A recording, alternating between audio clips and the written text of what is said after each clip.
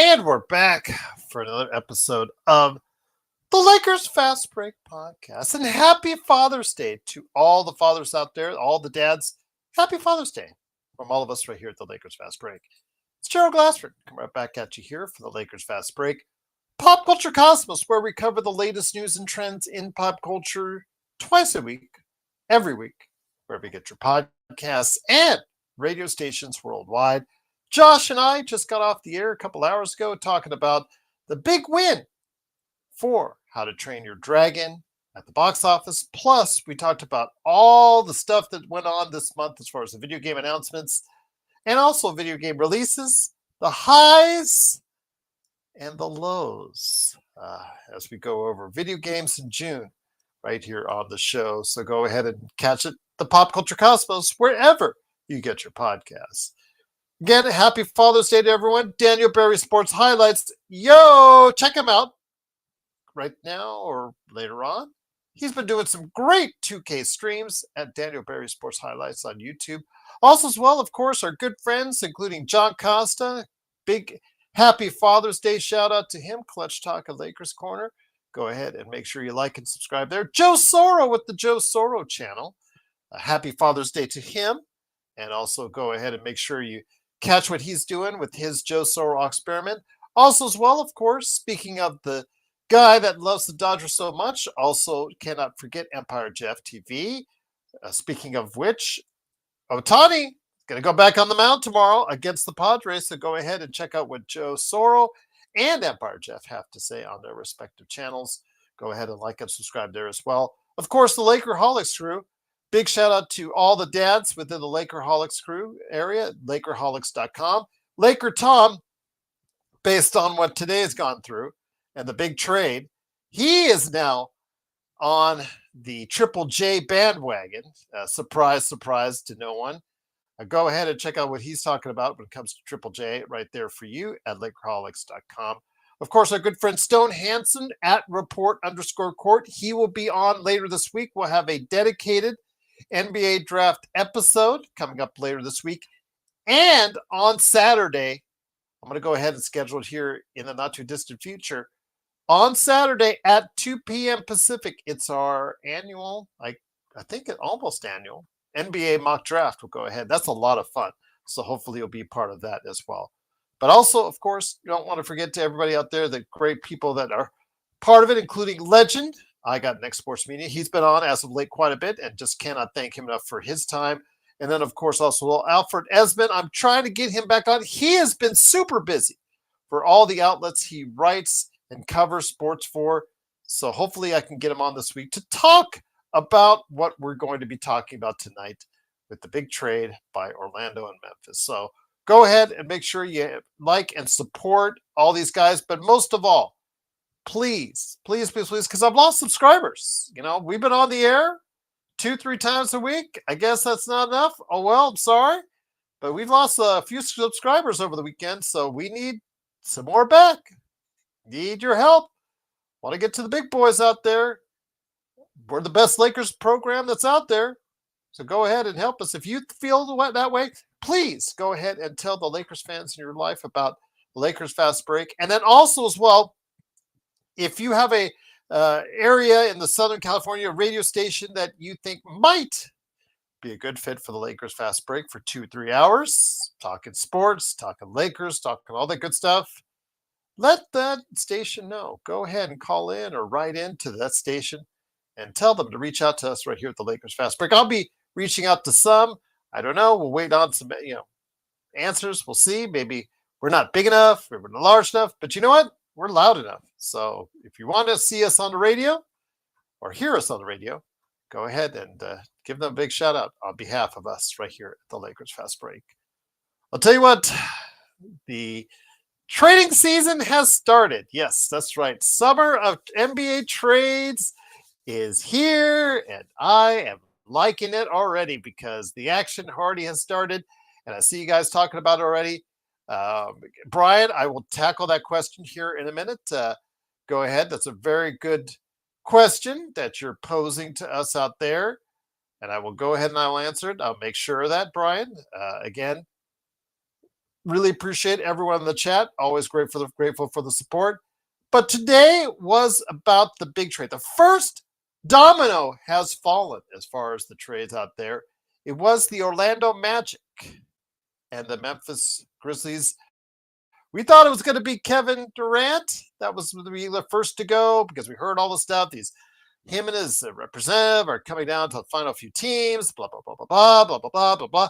No, it was Orlando and Memphis all the time, hitting us right there out of the left, just corner right there, just out of left field, going ahead and saying, you know what, we're going to go ahead and make changes. And Memphis seemingly going all out.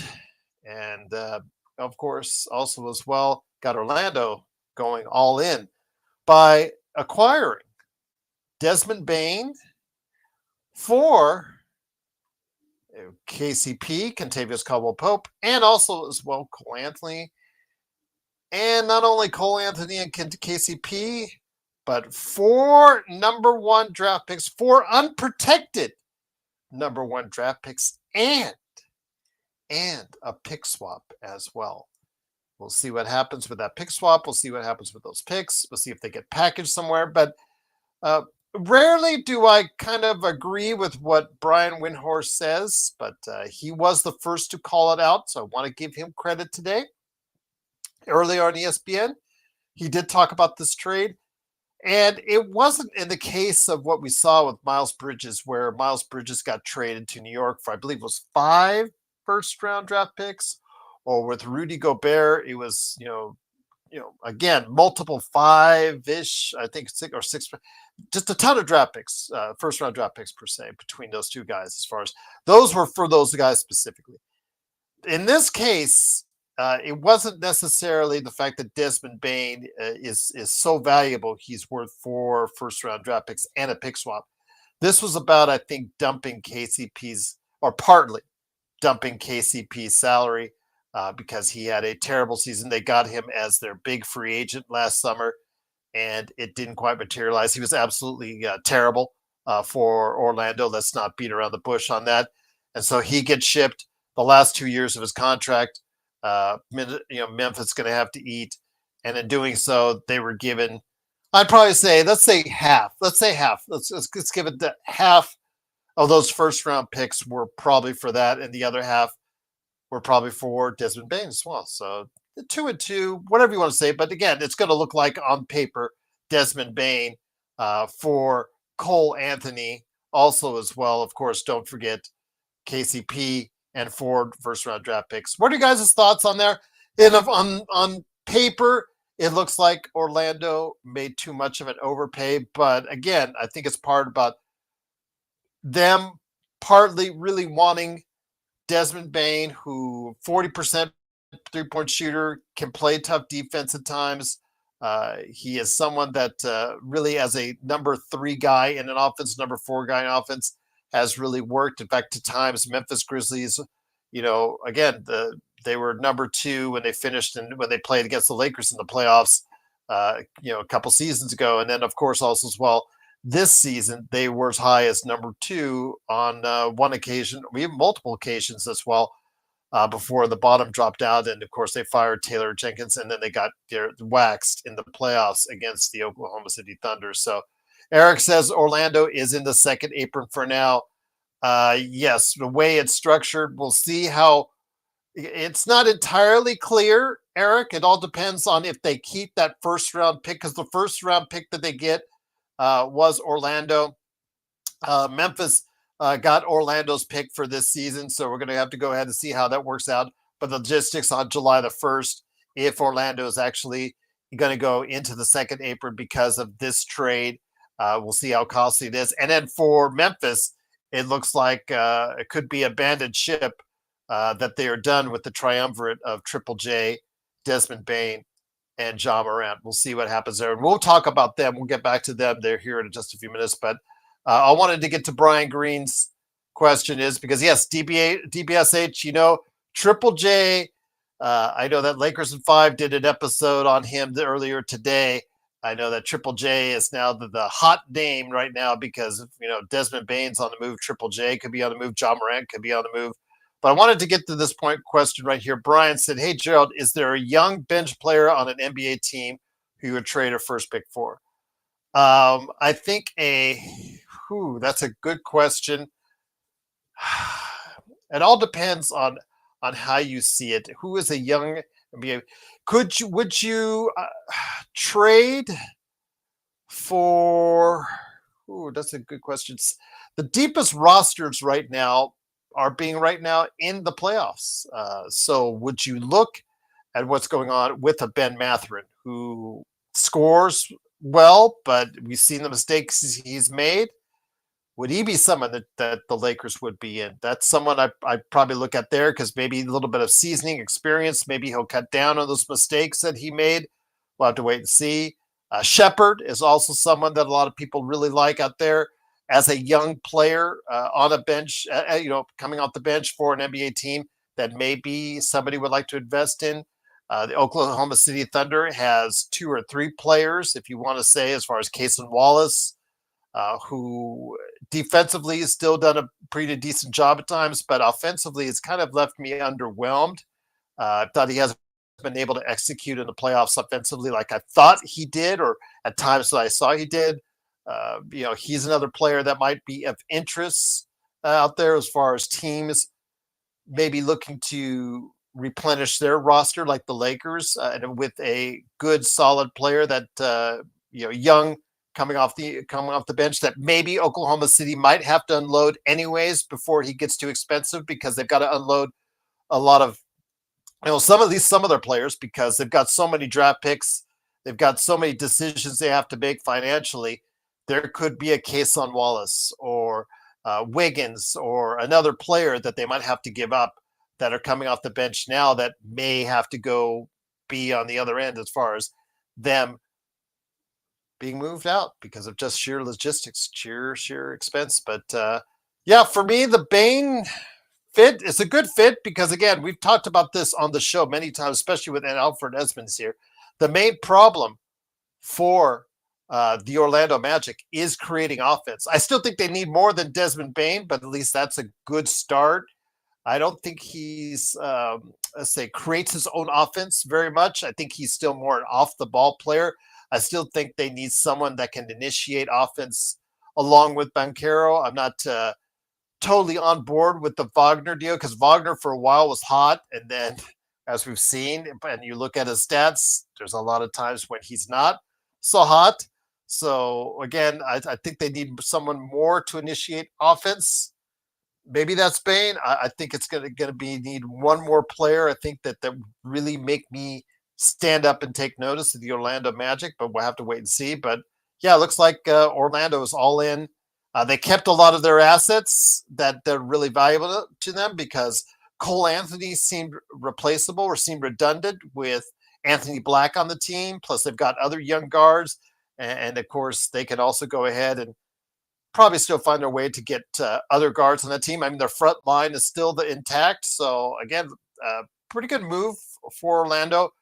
Was it an overpay? I think that probably have to say yes and no because again, the 4 first-round draft picks were not, in my opinion, I agree with Windhorst that they were not fully specifically for Desmond Bane and the pick swap as well. I think all 2 of those first-round draft picks were intended to specifically get off the KCP and, to an extent, Cole Anthony contracts as well.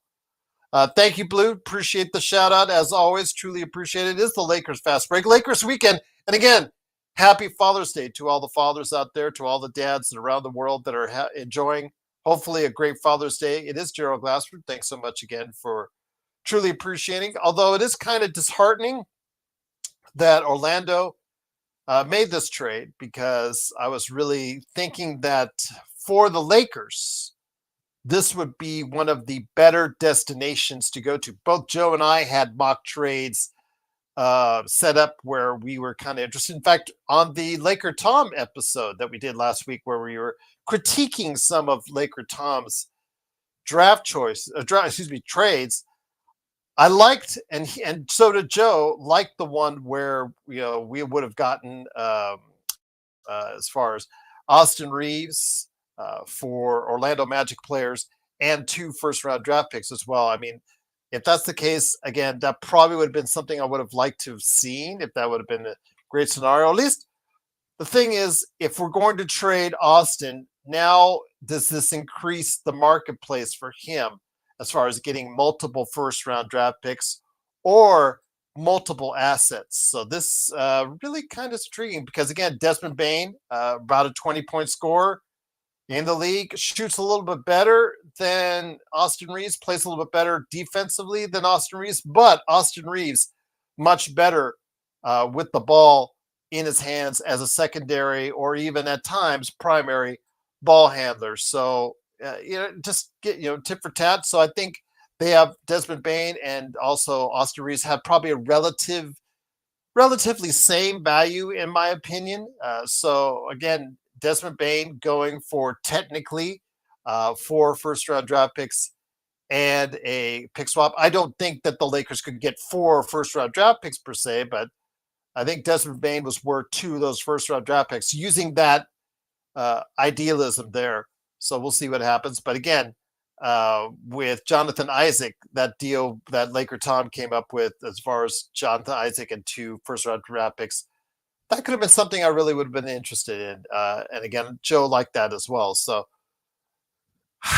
kind of disappointing that we have one less team probably that we're going to be able to talk trades with, but we will see what happens. Again, it is something that we need to do or need to look at because the NBA summer of trades has started. It has started with this trade, not the Kevin Durant trade, but that's coming soon. That seems to be almost imminent with Kevin Durant being moved somewhere, whether it's Miami, whether it's Houston, whether it's San Antonio, or somewhere else. I mean, those 3 were his preferred destinations, but if you're getting a better deal somewhere else and you're Phoenix, you certainly got to ask yourself, maybe that's where we got to go. But yeah, I'd just be interested to see exactly how this works out. But again, the summer of NBA trades has started. I'm very hopeful that the Lakers can go ahead and be a part of that because they do need to make it. I don't want to say significant, but I do want to say marketed improvements in the roster. I do think there's flaws. I've said before, and I'm not going to go back away from the statement that I think the Lakers are at best 5 deep. I think they have no bench at all whatsoever that's going to scare anybody.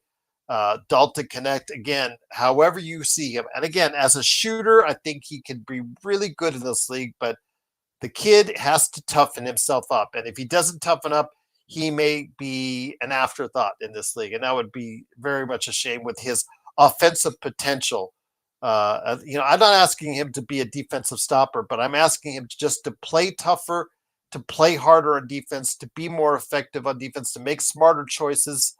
Because I know that he also has kind of a little bit of a bad rap on his floor awareness and his floor IQ. So I'm hoping he can start to, dot those I's and cross those T's and hopefully be able to go ahead and start seizing up because the Lakers could certainly use him or could use shipping him out in a trade to get some real assets in here that maybe can give us a more consistent contribution. But again, I would like to see this play itself out with Dalton, but he has to go ahead and toughen up a little bit on the defensive end as well. But Eric says Andre is a rotation player, but not a starter. Yeah, that's as far as what you guys were talking about with that. But yeah, right now, Desmond Bane. But again, Suggs, you're counting on him to come back after the ACL injury. We'll still see. I still think they need more offensively. I still think they need one more move offensively before I start really eyeing them. Even in a weakened East, I'd still like to see one more move for them to be able to go ahead and really take that next step. But they're looking at it. They are like what I'm thinking. I said on this show that I think this is going to be a summer trades, not only for the fact that I think a lot of these teams see themselves, I think at least 20 teams think they have a shot to making the playoffs next year as far as really making an imprint in the playoffs. Not just making the playoffs, not just making the plan, but they feel, I think there are at least 20 teams out there that think they can make a real big imprint in the playoffs next season with the right moves. Of course, the Lakers are among those. Maybe Memphis itself doesn't see that way, but we'll have to wait and see. Again, Triple J, he's due a big extension. The question you got to ask yourselves in Memphis for a guy that, yes, is 7-footer, block shots, okay, rebounding, not great, but he, of course, he is a great rim protector, does foul a lot, but can stretch the floor out. Is he worth committing to long term? It did not work out well for Memphis, so they will have to wait and see, see what's going on there. We'll have to wait and see as far as what decisions that they're going to make. Eric says, is Orlando willing to attach 25 pick if they move Goga or Isaac? That is a good question.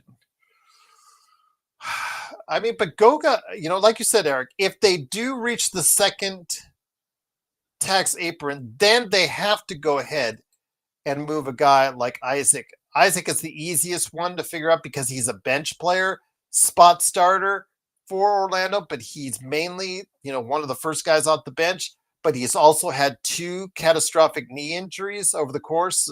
I would target him over Goga. Goga at $9-10 million a year, I think is a better value than Jonathan Isaac. Now, Jonathan Isaac, we talked about, and one of the reasons why Joe likes him so much, because he's a defensive player. Does again, similar to Triple J, that he can stretch the floor out a little bit, but he's not really that great of a 3-point shooter. But he's also a player that can change things defensively, even though he's not a great rebounder. Again, a lot of these shot blockers aren't great rebounders. So what are you going to do with the rim protector? I think one of the few ones that we've talked about is Kessler, that can do both rim protection and also rebounding as well. But yeah, I think it all comes down to, Eric, on July the 1st, when the new league year it hits, and they hit the NBA informs everyone exactly where the cap is going to be. Usually in that last week, you'll get some inferences or get some idea about where they're going to be. But I think as soon as they find out exactly where they're going to be, you're going to probably see another move. And I'd probably target Jonathan Isaac, because Jonathan Isaac, even with a declining contract value, because he does go down in numbers, it's still, right in the mid-20s for as of now, or in the 20s as of now, that you're paying for a guy that's coming off your bench. So I probably would say maybe it would be in their best interest to move him over Patazzi. Patazzi, I think, is solid. I think he's a really solid backup center who can also be a spot starter as well. So, then with him and Wendell Carter Jr., I think that, if you keep those two together, I think those guys are solid. It's not outstanding, but they don't need to have, they just need to be solid in the middle with Banchero. And if Wagner does play consistently, that's the key. If Wagner can start shooting consistently from the outside, that does them a whole lot of good as far as improving their offense. But again, Desmond Bane, giving them a guy is a true, legit 40% shooter, someone who does not look like he's on the downside of his career like KCP, really, I think, could give them a boost. But I think they need one more guy to go ahead and really, make things really interesting in Orlando. That's my thing.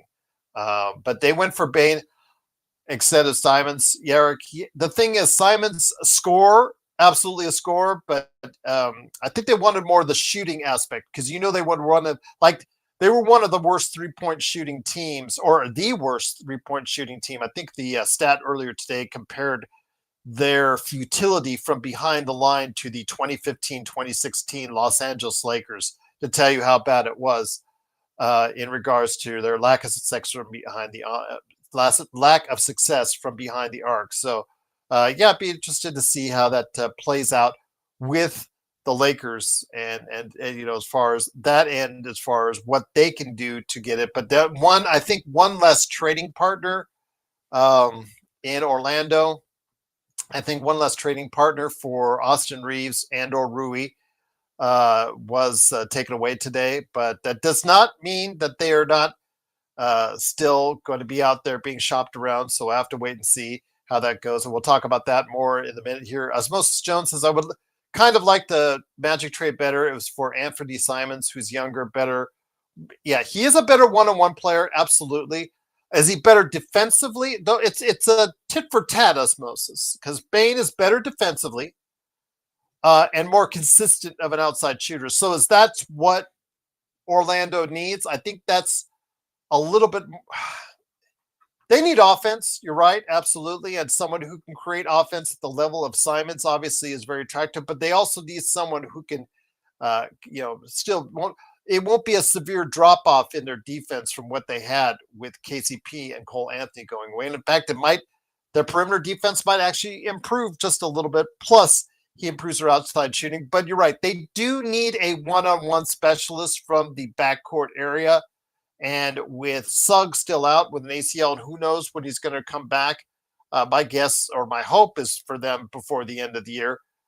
They still need a one-on-one player because, as we know, Suggs is a defensive demon and not really that consistent offensively yet. So I would definitely agree with you that they still need one more. Brian Green says 2031 first-round pick for Goga. Oh, that's so hard to say, Brian. I like Goga.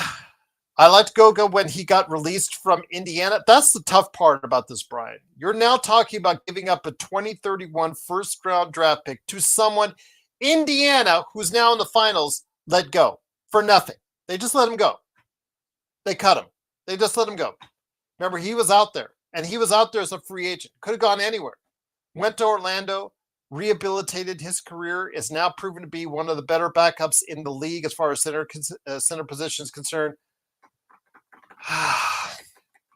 I'd have to say it's not a hard no, but it's a no for me, Brian, because of that fact. Because it's just can't get off my mind that this is a guy that the Lakers could have gotten off the street for nothing, and they didn't do it. And there you go. I don't know what Joe's. He has been at the Dodger Stadium. He was at Dodger Stadium yesterday. I do know that. But the invitation's always out there. And I just got to I want to put out some content for you guys this week. So Joe is where Joe's at. But yeah, stop by Joe Sorrell's channel on YouTube. And yeah, maybe he'll be there later tonight. I'm not sure. But I'm here now taking care of you guys here on the Lakers Fast Break. Osmosis Jones says, who's bringing up the ball now with Cole gone, Corey Joseph? Well, and I think a lot of that is going to be Anthony Black. That's maybe who they may rely on to start the season if Jalen Suggs is not ready to go. So we'll see what happens. But Osmosis Jones, Steven Adams was the first actual move that impacts next season because I think it was on Saturday. Steven Adams signed the 3-year for $39 million contract. This is about where I thought he would be valued at. So we talked about it on the show I was with Legend on the show, I believe it was on Friday. And we talked about a value for him.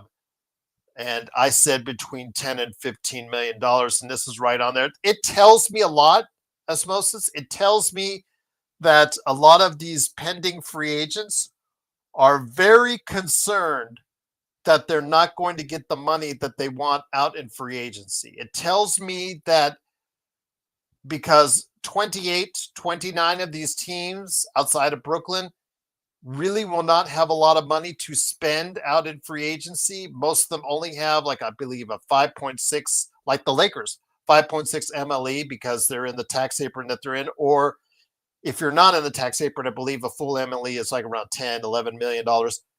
It's not going to be as certain, and there's a limited number of spots. And if you're playing this situation with musical chairs and you're a free agent, you may be the free agent that gets caught outside the musical chair and not have a team that you're able to go to and get the value that you're talking about. So I talked about it.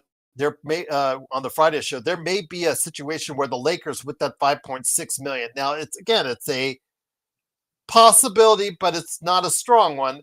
But there's a possibility the Lakers could get someone that has a better value than 5.6, but has to settle for the 5.6. So Lakers may need to be careful with what they do as far as the MLE. I know you guys talked about Capella already and all that, Brooke Lopez and all that. So we'll see what happens. Or if they go for someone like maybe a Quentin Grimes, who's younger and more explosive offensively, and try to take their chances on a trade for a center, that may be an option too that they go into. And Brooklyn is the key, guys. Brooklyn is the absolute key because they've got 40 million. Thank you, Ben Simmons, that they've got to spend, or 30 to 40 million, something like that. And they've got to spend, and they've got those 4 first-round draft picks. There could be a player. They could go after a guy like Jonathan Kuminga or Quentin Grimes or someone else that is available in free agency. Or they could say, you know what, we're going to take all your dumps. We're going to take your salary dumps. Bring those salary dumps on, but you got to give us a lot of first-round picks. We could see that happen. I mean, we saw it today with KCP being moved, and essentially, you could say 2 first-round picks were for Orlando being able to dump KCP into the laps of Memphis, and to a lesser extent Cole Anthony as well. So we'll have to see. Again, I'm kind of interested. I think, again, Brooklyn is the key because they're the only team with cap space, with real cap space to go out and get a free agents this summer, and they will dictate the market whether or not they want to become a dumping ground and say, you know what, we're just going to go ahead and wait for the 26th draft before we start to build up again, and then just give us a whole bunch of assets, or if they're going to actually utilize that on some young players that may be available this summer. Zero, you have a blessed night yourself. Happy Father's Day if you're happy Father's. If you're a father out there as well, happy Father's Day to you. Happy Father's Day to everybody out there this weekend. It is, of course, Gerald Glassford. Thanks so much again for joining us. Truly appreciate it. Again, looks like the guys are not going to be available tonight, but I'm here with you again before I preview Game 5 coming up for tomorrow. Wanted to go ahead and talk about the trades again. I am very, very interested to see how this goes, because the fact that the Lakers, they need to make some upgrades, and they only have a limited number of assets in order to go ahead and get that done. So I want to hear your guys' thoughts now that the NBA trade season has started with this trade for Desmond Bane. I want to hear your thoughts on exactly if you think it's time. I know Joe and others have kind of shied away from not wanting to trade Austin or Rui less so, but Austin seems to be the stickler. I am all for it. I'm all for it. Yes, Osmosis Russ is a free agent. That is absolutely interests Lakers fans zero. We have zero interest in Russ in experiencing the Westbrook saga once again. Brian Green says Lakers fast break. Lakers have maybe 30% of the tradable assets value after acquiring Luka, then after the LeBron signing. Well, again, they have assets. They do have assets. Yes, they have the first round pick, but they have what is essentially a 20-point scorer in Austin Reeves.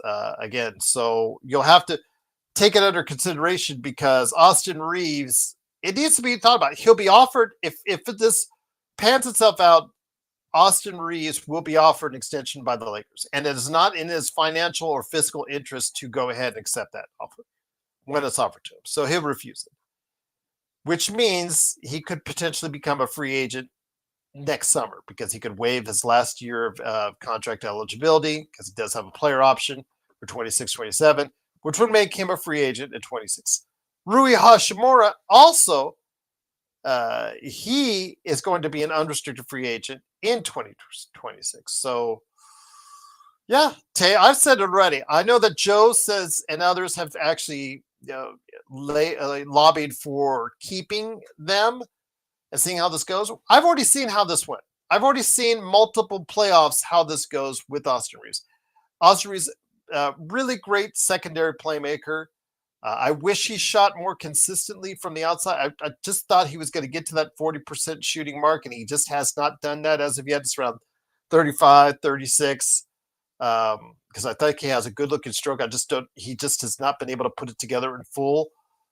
As a secondary primary playmaker, I think he's much better suited for that. But his defense, again, we've talked about it. He played so hard on the defensive end on that against the series in Denver, where he really did great against Jamal Murray, but offensively he was nothing, and he was very substandard. And this time around in Minnesota, he just couldn't find it on both ends of the floor to any great length or great consistency, which again was one of the many reasons why the Lakers met their demise. I just think that he has value around the league, and I just don't want to see him walk away for nothing. And that's my personal opinion. Because if the Lakers fans, you would be pissed off. You'll be ticked off if the Lakers lose him for nothing. I mean, trading him, there's going to be people that are upset because they're trading Oscars. I know my mom, my 91-year-old mom. She'd be absolutely livid if she heard AR is going to be traded. But business is business. You have to look at this really from the standpoint of an NBA GM and say, if I've got a player that has value now that may not have as much value the closer he gets to the end of his contract, that is something I have to put into consideration. And my team has very limited assets in which to upgrade this team. And with the right upgrades, the Lakers could be right in there in the mix, not just a third place team that's going to go out in the first round. With the right help around Luka Doncic, they, even with LeBron there, 40 years old, and I know that all the, whether you love him or hate him, I'll leave that to your opinions and whatnot. I really think that the Lakers can have a pathway to great success next season, but it all depends on what they do this summer. It absolutely all depends on what Rob Pelinka, who I'm not sold on and have yet to be sold on, even with the Luka trade, because there's a long history of up and down with Rob Pelinka on his talent acquisitions per se, whether it's through the draft or through trades.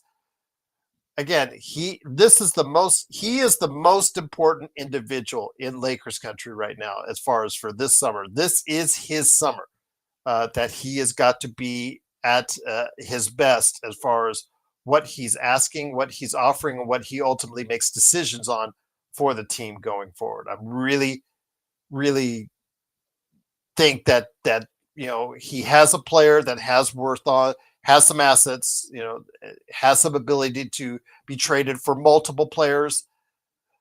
Even if your salary, because the salary is a great deal, but the problem is, and also as well, you can't, trading for multiple players is going to be harder because his deal is so great in the teens. It's still something you have to go ahead and consider. You might, even if it's just for a player and a pick or a player and two picks, you really have to start considering it because the Lakers need to go ahead and do something to affect the now. I think there's an opening. I think there's a window with the East being so up in the air because of, what's going on in Boston, Cleveland. We saw them. They thought that, everybody was looking at them as a really big contender, but after the Big Four, they obviously could not make it that far. New York, do you really have confidence in New York? Seems like James Dolan didn't have confidence in Tom Thibodeau, and we saw what happened there. We see the mess of a coaching hire similar to what the Lakers had last year. So they're going through what we went through last year right now. So with all that disarray going on, how is New York going to be? The East is so up in the air right now going forward. Indiana could be right back into the finals this time next year, just because by the process of elimination with so many other teams going through so much. Or could Atlanta be rising up?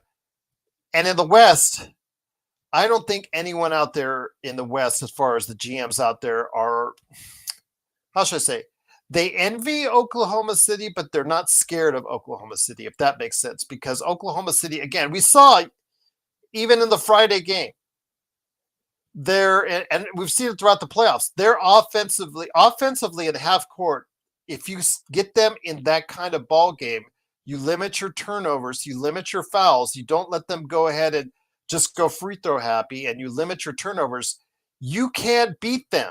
and you can beat them, more than multiple. You could beat them multiple times because they're not good in the half court. They're not consistent in the half court. They're Shea and Jalen Williams, and that's it.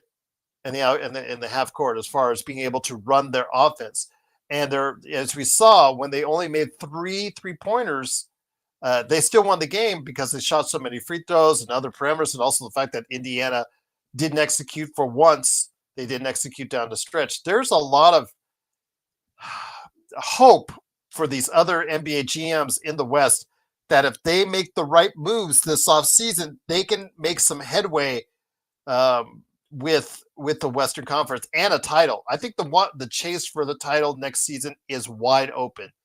And yes, vulnerability, osmosis. Vulnerability is there with OKC, in my opinion. Yes, OKC is in the best position of any team in basketball, period. I get that. I've talked about on this show all season about how young, talented, financially in a good position, and they have a myriad of assets going forward. I get that, but still, you see the end result is that they are still, even with the 68 wins during the regular season and what they've done in the playoffs, they barely got by Denver and Indiana. If they do win, and we'll talk about this here in a couple minutes, they will barely get by Indiana. And that Indiana was a team that was what, fourth place? Yeah, fourth place in the Eastern Conference. So I don't know. Dan, I don't know where Soro is, but he might be. That's right. You named him. He might be hanging out with Gail Mibson. Actually, he did show up on Joe's show the other night as well. So he did what we asked. He did show up on Joe's show the other night. So I did see that. So that was kind of interesting to see. Osmosis says Chet won't miss 52 games next year. Imagine him winning 7. I don't think so, Osmosis. I really don't. Again, I think how the league gets. They start to figure some teams out, and if OKC doesn't find a way to fix some of their issues in the half court, they'll still be a 55-60 win team. I don't question that. And Chet, he at times has really been good, and as we've seen, there's some times where he's not looked so good. I know that again, some of the ESPN analysts are saying, for the love of God, Chet, don't stop driving to the basket. And how many times have we said that about players on the Lakers? Cam Reddish, like when he used to drive to the basket, that was like an adventure every time. And it wasn't a good adventure. I could say the same for Chet Holmgren. So Chet Holmgren, he still has some things he needs to work out on his game, but what I see there, a lot of which is really good. So, but I do think Oklahoma City is beatable, and that makes it more attractive for all these teams in the Western Conference to go ahead and, say, if we make some moves, we have a chance. So I think, again, I had said that this was going to be an active summer for trades because a lot of teams are right there on the salary cap, the first or second tax apron. So they will not be able to go ahead and get a lot in free agency or have a lot of money in free agency. So they have got to go ahead and trade up. So Joe, I sent you the link. I emailed you the link, and I also sent you the link on WhatsApp, man. So hopefully you can hop on. I know you're on the mobile. Maybe coming from Dodger Stadium, I don't know. But again, I know you got to be pleased because you guys wanted Ohtani back on the mound, and Ohtani is coming back to the mound tomorrow. So we'll see how that works out. He had a very good game today, 3 for 3. So yeah, helped the Dodgers win. Dan Inspiration says, "Stupid Lakers, man. Why didn't we re-sign AC?" Dan. Again, that's just in front of our face every single time. Every time he makes a clutch play, it's a middle finger to Rob Pelinka. Now you wonder why I say the jury is still out for me on Rob Pelinka. I don't give him. I know that Joe and Empire Jeff have given him like a full pass and a full pardon, to use that terminology, after the Luka trade. But I'm sorry, I still am very wary of the evaluation of Rob Pelinka and if he can build a team around Luka going forward because of stuff like that. and we'll see. But hopefully we can get Joe back on the show here pretty soon. Here, hopefully he can come on. It is, of course, the Lakers Fast Break. It is, of course, Joe. Speak of the devil, and he shall arrive. It is, of course, the guy behind his own channel, the Joe Sorrell channel on YouTube. Like and subscribe. Corrupt on Steam, Coreupt on Steam, and then, of course, his company, Simblade, SimbladesWithAY.com. It's a guy who was out at Dodger Stadium, I do believe yesterday. Did you sell that club stadium seat? I saw you sitting with somebody.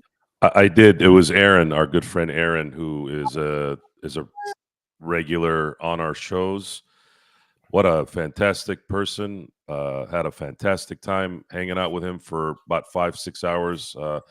He's a Whittier guy, and went and picked him up just so he didn't have to worry about Ubering all the way over there.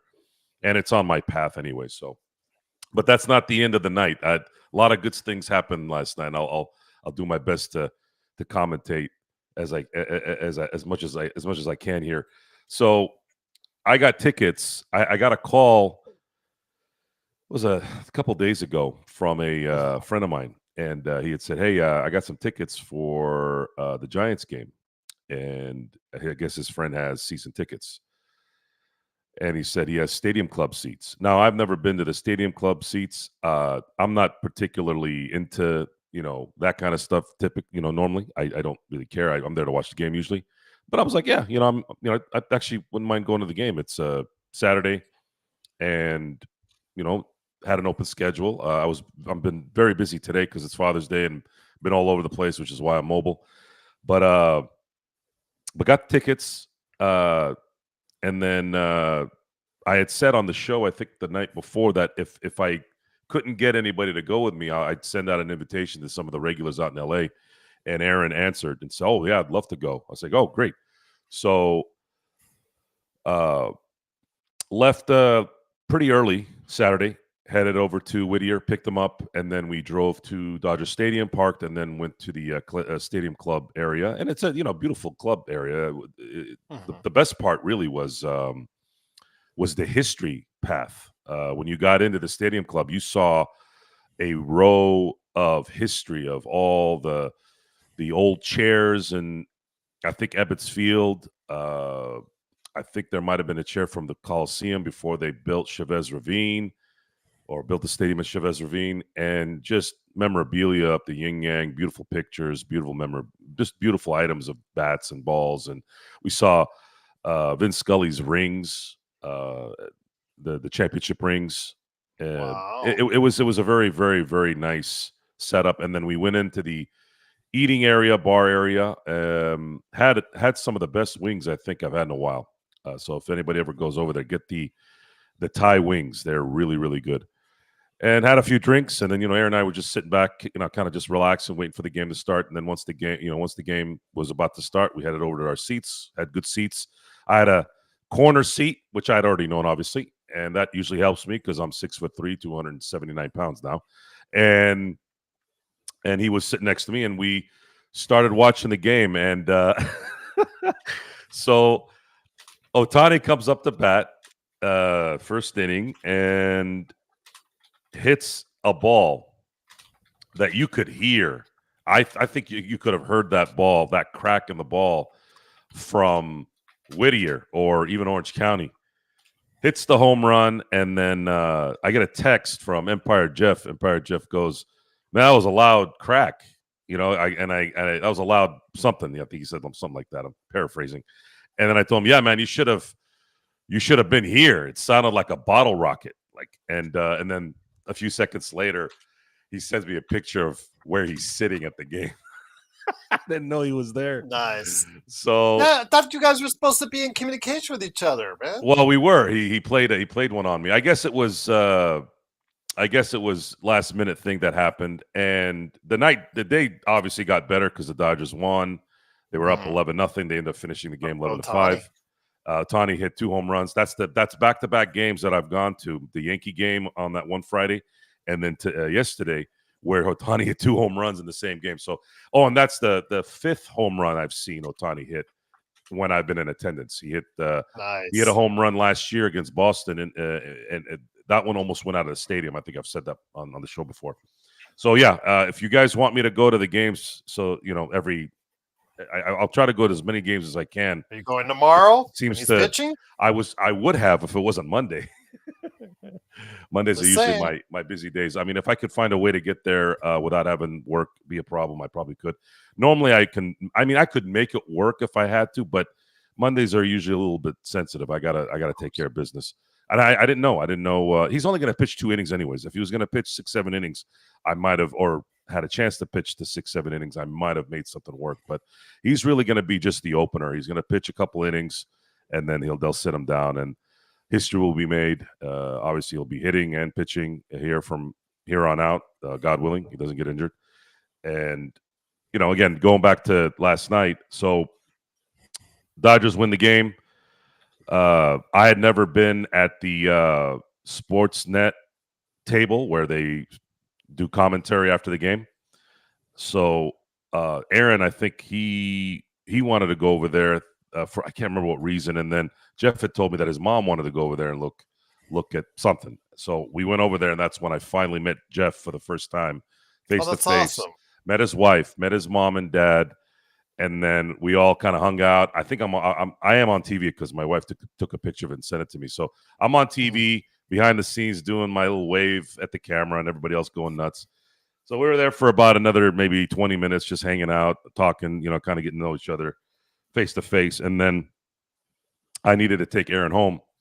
So I took Aaron home, and then I was talking to Jeff. I was like, hey, man, so, we got to hang out. He's like, yeah, meet us at the Yard House in Burbank. So drop off Aaron, go to Burbank, get there.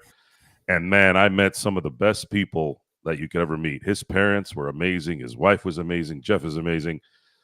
I was there, and then we ended up having to go to another place because the Yard House closed. I think it was at 1 or 12:30. One of the I can't remember what time it was. And I was like, man, are we really gonna cut this early? Like, what the hell kind of place is this? It's a Saturday night. They're freaking closing it at 12.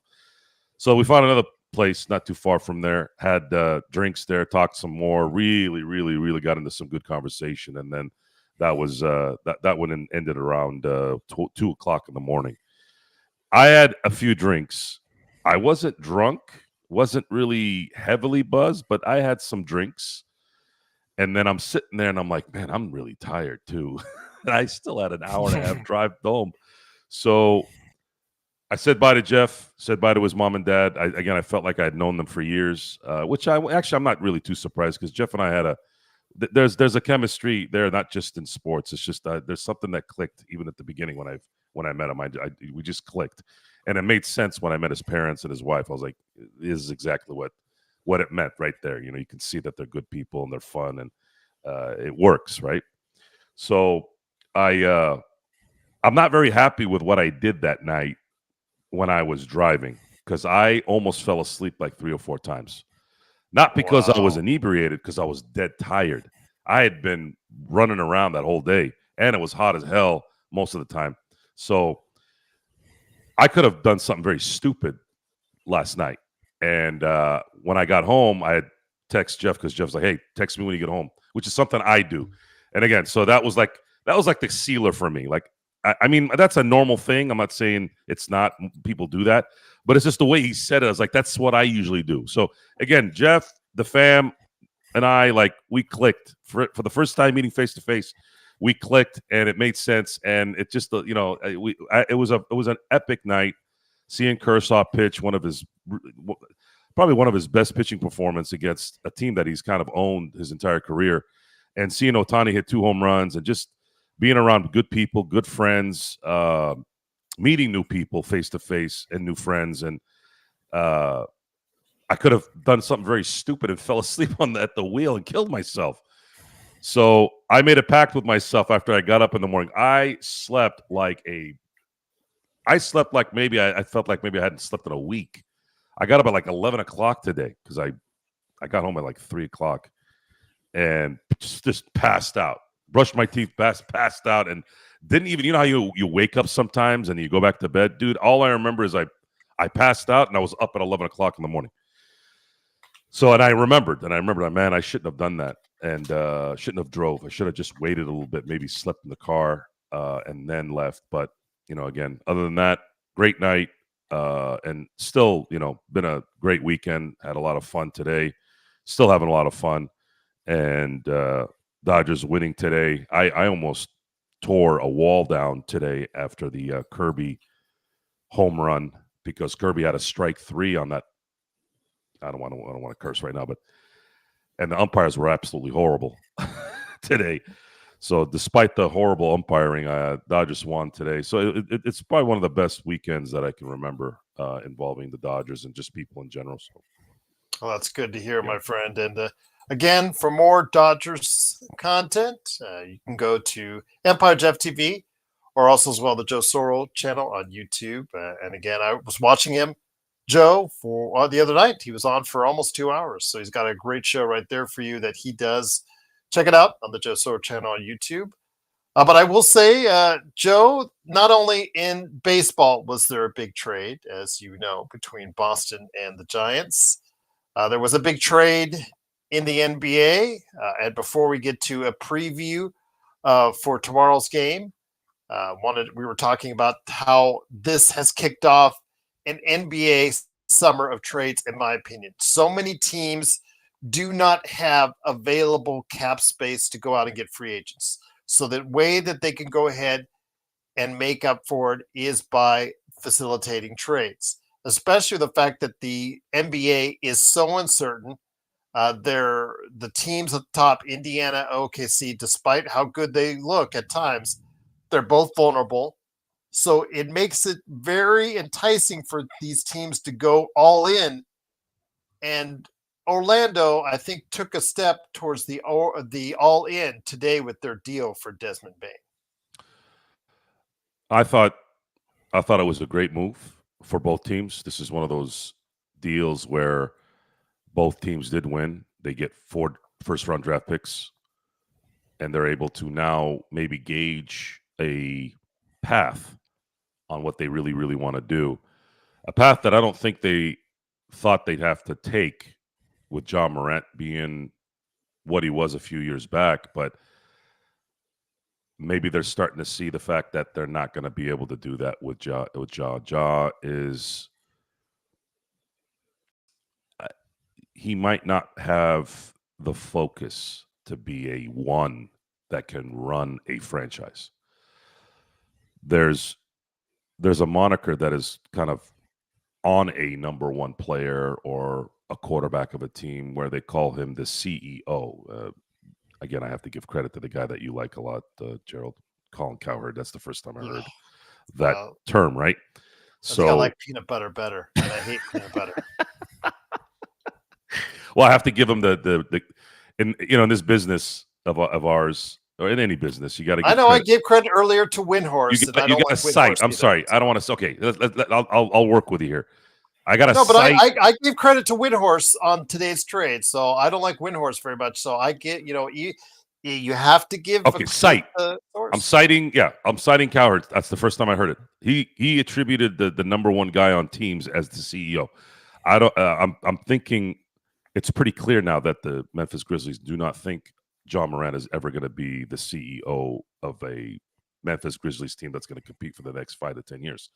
So now what they do next will be the final decider on exactly what path they're going to go. And my assumption is they're probably going to they'll roll with Ja into next year if they have to. But if somebody comes and says, "Hey, we want Ja," I think they're going to make a deal.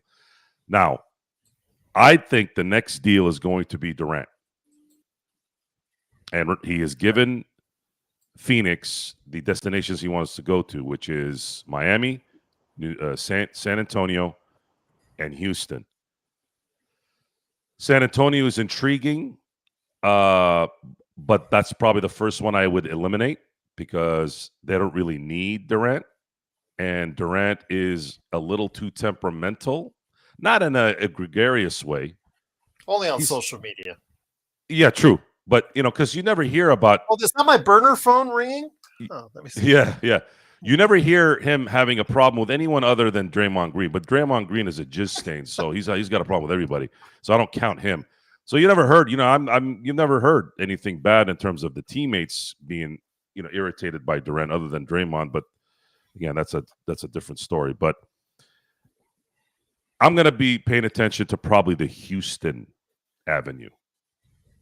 I think that one might be something where Houston goes, He's exactly what they need, though. I want some guy that you could get in the clutch. Right, but they cannot give up a lot. Yeah, and maybe Phoenix doesn't care because they're just trying to unload salary now, right? That's just my assumption there. So if he does go to Houston, I think it would be beneficial for both, again, in that trade. And then, of course, Durant gets a chance to play with some young bucks and go back to Texas. I know he's not from Texas, but he did play at the University of Texas. But yes, I think that might make the most sense. Miami, I don't think makes any sense. I think the rigidness of Miami tends to wear people down. I don't think Durant wants to deal with that. He might be wanting to go to Florida, maybe for tax reasons, for all I know, because it does seem like, two Texas teams and a Florida team. That might be what that is too. He's definitely not wanting to go anywhere in California, right? No Sacramento, no Golden State or no LA, right? So yeah, I think that's going to be the next move that's going to happen, and I think I'm going to predict that Durant will end up in Houston as long as they're not asking for the kitchen sink. Also here today, good man indeed. He is a longtime viewer and commenter. He asked, how can I get on the show? All we ask is that you stop by LakersFastBreak@yahoo.com. Let me know, and we'll get you on the air. It is Eric Kwan. Eric, welcome. It is Joe Soro, myself. Glad to have you here. Just cannot thank you enough for all the support you've given us over the course of the years that you've been watching us. Today's trade facilitates things, kicks things off. It's going to be a very interesting summer. Again, with the league, with having no real dominant teams, in my opinion, and a lot of others feel that same way as well, and a lot of teams not having cap space or not having space that they could just go and sign free agents like we talked about. I think it's going to be an interesting summer with a lot of trades. I think the Lakers might look into it as well, Eric. What are your thoughts? Can you hear us, Eric? Yeah, I can hear you. Oh, sweet. Welcome again. Thank you. The East is pretty much wide open, and that's why Orlando made this move as a 2-year window to see if they can contend and go for a title around Banchero and Franz Wagner. And absolutely.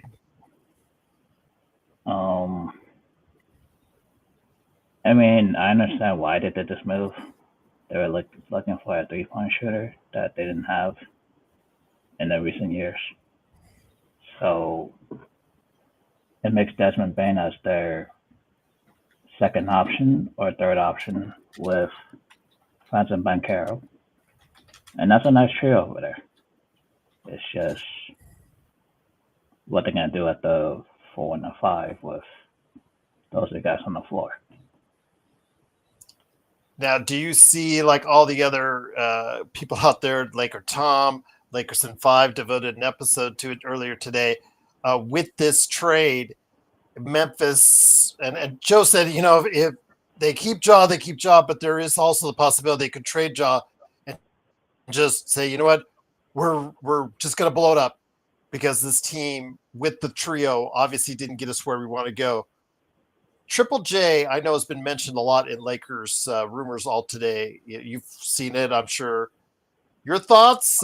Is it even anywhere doable? The only thing I say with Triple J, it's going to be harder to get him because of, obviously his is what you might have to attach to it, but he is going to get very expensive very soon. He is eligible for a contract extension.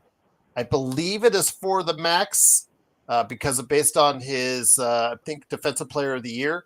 And I think he did make a third team All NBA, I think, at one time or another. So he is, I believe, eligible for the max. If that's the case, I'm not sure he's going to be everything that Memphis wants to pay him for. So he could be on the move. But I'm not sure the Lakers would be the best destination financially.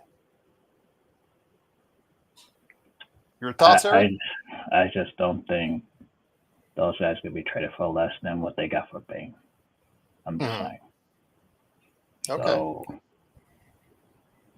I mean, what are you gonna say? Like, you got 4 first-round picks for Bane, and now you're telling me that you're gonna let go Ja or Triple J for 2 first-round picks.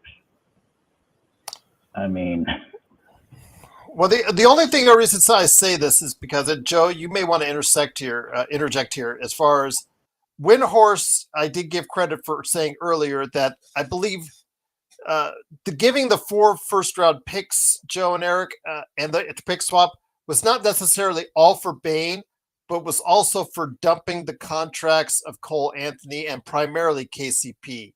I mean, I don't think anybody out there really thinks that Desmond Bane is worth 4 first-round picks. I think, again, that part of it was also dumping off that salary, guys. No, that's exactly what it was, because that's what's going to happen a lot this summer. The new CBA will dictate these kind of moves. And one thing that I've realized about the market in the NBA is it's much like the stock market in the country right now. Just because someone like Mikal Bridges got what do they call it? I always forget the saying. Something's ransom, king's ransom. That's it. So they got Brooklyn got a king's ransom for Mikal Bridges, and then you look at this trade, and it was a salary dump forced with draft picks, which is not out of the norm. That's happened for years, but I don't know who else is going to drop 4 first-round picks for someone who will likely be better than Bane. I don't know if that's going to happen again. It's just, you don't know. I mean, look at Luka. You got 1. You got 1 for Luka. Yes, you got Anthony Davis, but it's about timing. It's almost like playing futures, investments, where it just depends on the moment and the time and on how much you're going to give up to get what you want. But there's going to be a lot of movement the next couple seasons for a lot of these teams so that they can stay away from what really is a hard cap. The second apron is essentially a hard cap in the NBA. And Adam Silver and the owners and the impatient Players Association of the NBA are going to find themselves probably making more money, but the product's going to look like garbage. Which is, when I say garbage, I don't mean like the NBA Finals has been garbage. It's actually been pretty competitive. It's actually been kind of fun to watch from a basketball standpoint. But you all know that that's not the only thing that carries entertainment, right? They don't put Broadway actors in movie star movies. They put Arnold, they put The Rock, they put Stallone. They have muscles, things like that. You know what I mean? The everyday schmuck doesn't care about thespians. The everyday fan doesn't care about motion offense and flex offenses and triangle offenses. Look, you could play triangle offense, square offense, circle offense in the 90s. They're there to watch Michael Jordan. They would have watched him climb a pole and shoot a jump shot. They didn't care. They wanted to see Michael Jordan. They wanted to see Kobe, Shaq. And the NBA has lost that. Shai Gilgeous-Alexander is the MVP, and at this point, you can say rightfully so. He actually absolutely took him out of the fire in that last quarter. That was probably the quarter that made me say, all right, Shai. Not that I was negative towards Shai. I've never been negative towards Shai. I think he's a great player. He's on his way to be a great player. Sorry. He's on his way to be a great player. Still needs some time. And those moments are what solidify that greatness, that ascension to greatness. And if he doesn't have that quarter and he doesn't hit that 3 with 3 minutes left when they were down 4, I remember watching that play and it was like a click. When you've watched the Jordans and the Kobes and the LeBrons and the Wades and all these guys your whole life, there is always that shot that it's like a sting in your brain that goes, oh. that might have saved them. And then boom, Indiana couldn't recover. Oklahoma took the lead, and then that was it. They ended up winning the game because Indiana was this close. They were so close to closing that sucker out. And if they go up 3-1, they likely win the series. Now, for all we know, Oklahoma City ends up winning this in 6, just like most of the people predicted. So all the stuff that went on, it might not even matter. So with all this stuff in the NBA, with the trades that are likely going to be coming in droves, how does this affect the Lakers? We are a Laker channel, right? So let's talk Lakers a little bit. The Lakers are they're only going to be as good as the ability to get the correct players in here so that LeBron and Luka can flourish. If you don't, then there's going to be too much pressure, not pressure in terms of mental pressure. I'm talking pressure, physical pressure. The inability to get to spots because they don't have to worry about a wing or a center to make them feel like, oh, we got to, kind of stand back a little bit. Otherwise, these guys are going to make us pay. We watched the Luka-centric offense, and we saw nothing but press coverage. And there was no adjustment to that, really. Half-court traps, half-court semi-traps, half-court press coverages, whatever. They have to, this coming year, make their opponent feel like we can't do that every play. Otherwise, Luka's going to make them pay. And the only way you do that is you have enough talent that can get to the basket, that can get to their spot, that can get the ball. And it doesn't help when LeBron has issues even inbounding the ball. Those little things have to be fixed. That's the fixation of the audience, those who, I'm sorry to say, don't really pay attention to the details. If your number one guy, and LeBron is always going to be the number one guy on this team until he's gone. He's LeBron James, whether he's good or bad. If your number one guy cannot do the fundamentals,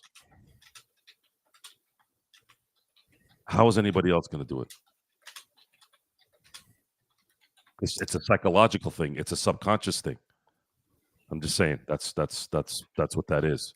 So the Lakers have to get the talent that's going to be able to make their opposition honest and not have to put pressure on LeBron game in and game out, on Luka game in and game out, because if they do, it'll be mistakes made by the opposition and there'll be easy scores at that point. I remember, it's like yesterday when I think about any time back in the day when I would see a team trap a player. It was like 99 out of 100, the opposition paid for it. I go, you don't do that stuff in the NBA. You do that stuff in college. You do that in the NBA, you're toast. Somebody's going to get open. Somebody's going to go to the basket, and they're going to score right away. I remember vividly that's how that usually would work out when you would trap. And then once in a great while, you'd get this unbelievable play where they get a steal. It's very rare. Now, people trap now, and they get the ball half the time. Because all they do now is run, shoot threes. No fundamentals. Footwork sucks. They don't know how to even inbound the damn ball. And that's coming from LeBron James, who's supposed to be the genius of the NBA because he remembered a play in 2008 during some Miami Heat game. I'm like, what the fuck does that have to do with anything now? You can't even inbound the damn ball. What does that have to do with your memory bank in 2008? And I've had that conversation with so many people in the real world, by the way, not obviously this particular subject, but somebody will tell me, well, they did this over here, over there. I'm like, what does moving a vehicle have to do with painting a wall? Those are two different activities. So the stress on this team will continue to be at a red level because you have LeBron James on this team. You want to be the greatest of all time? You're going to have all the pressure. I don't care how old you are. If you feel like you can't do it, then retire. So with that, Rob Pelinka, Jeannie, and the group need to make sure that they equip these guys with the right talent so they have the best chance of winning. If they don't do that, then we're going to be doing exactly what we did last year. So before I get to you on that question, because Joe Mibson's back in the chat, and gonna get him. I'm gonna got you covered, Mel. Just kidding, my friend. Just hope all is well. Happy Kel Father's Day to Mibson? you. Yes, Joe Mibson's in the chat. Remember? Yeah, he's got. But he asked a very good question. All kidding aside, I'm gonna go ahead and talk to you about it. Say, Eric, I want to get you back in here real quick. There's something I want to ask you first. Austin Reeves, we see what happened today with Desmond Bane. And I said earlier in the show that I thought, okay, Desmond Bane is a better shooter, better defender, but Austin Reeves is a better playmaker, and also a better one-on-one player, better scorer. I think that's it. So it's a kind of tit for tat type deal. Do you see a relatively similar or equal value as far as when you talk about these players, Eric? And do you see do you see them like one substantially better than the other? Or do you see them as essentially, I don't want to say equals for that sense, but close enough? Do you think they're close enough players in value as far as to an NBA team, Eric? Offensively, they're pretty close, but defensively, Bane has the edge. Okay. That's what I see. Okay. So the reason why I'm asking you is if you're out there, NBA summer of trades has already started. Lakers have the daunting task to see what they can do, as Joe said, to try and improve this team and build around Luka. And while he's here, LeBron. Do you offer Austin out there? And if so, what are you looking to specifically get as far as a package for him? What do you realistically think you could get in a trade? Probably like the first and the second. Mm-hmm. I mean, I'm not sure if he is worth 2 firsts. I mean, okay. That's where I'm at. Do you think you could get as far as a player? His contract, which is such a good deal for the Lakers, is probably also a hindrance because it's not a $20-30 million deal that you can loop in a bunch of players on. It's part of the problem, but it's part of the good. It's a good problem to have because he was such a good deal as far as on paper. But trying to trade him for multiple physical assets, not draft assets per se, because we, like you said, you say a first and second. Some others would say maybe 2 firsts. What I think he's worth getting multiple players back for in the deal, but it's harder to do on his salary, Eric. Do you agree or not? I think it's hard to get 2 role players out of it. I think so too. I mean, especially if his next contracts could be too expensive for the team that trades for him. Mm-hmm. And I don't know who's going to give up that kind of money to Austin Reeves when he's a free agent. Because that could be the thing, though. A lot of teams will have cap space next summer. He is expected to probably ask if he has another season similar to this one, probably around the 30, maybe even $35 million area would be my guess. Again, we see relative values for each player, what they contribute. I mean, if he's a similar player if he's not too far away from Desmond Bane, even in your eyes, Desmond Bane is making $160 million plus over the next 4 years. That's 40 plus million a year, which again, whether or not you see him as that value as that's certain, but that's absolutely a good point indeed, Eric. But I want to bring Joe the question that Joe Mibson, aka Mel Gibson, asked us earlier. Just kidding, you always is Mel. Just great to have you here. Mel wanted to ask between us, do you go all in now for this summer? I have said I would lean towards yes, as far as seeing the landscape of the NBA and what it is right now with the opening with no dominant teams, in my opinion, that's out there. You have said otherwise, that you'd like to see this team more intact going forward because of continuity. Has that changed maybe in recent days or with this trade that's come about, Joe? I don't believe the Lakers have enough to go all in right now. LeBron James takes up too much of their cap space. If they were able to get 2 really, really, really good players for LeBron, then maybe. This is not a detriment to LeBron. I'm just working off the current salary strategy that you have to have now in the NBA. And looking at the NBA finals, you have Shai Gilgeous, who's the only star on both teams. Halliburton is a very good player. Miles Turner is a good player. Mathurin is a good player. Like, there's no stars except for one. So the Lakers are always going to have now a star with Luka. They have LeBron too, but LeBron is long in the tooth. Doesn't do what they need LeBron to do for the money that he makes, unfortunately, because too much wear and tear during the year isn't allowing him to be what maybe he could have been. The Lakers have to do two things, and it's going to be very, very difficult for them to do it based off of what they could use as resources, although it's a little easier now because they are expiring contracts that they can throw out. But they don't really have a lot of draft capital either, so they need to get lucky again, like the Luka thing, where they won't have to give up too many draft picks and then not enough capital in terms of players. Like, right? I mean, Max Christie, to me, isn't that big of a deal. And then you had AD, which to me is just a switch between Luka and AD, and I do that in my sleep 7 days a week, 24 hours a day, 365, and then even on a leap year, right?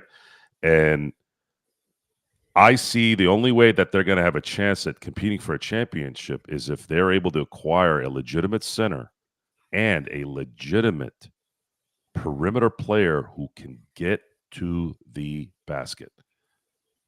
Problem is that player usually costs 30 or 40 million. So they're going to have to get lucky in acquiring someone. We've mentioned some names. Alexander out of Minnesota, those type of players, right? That they could get maybe for the MLE. I don't know. But they have to get lucky in that when they do acquire that player, he makes a leap that you didn't expect.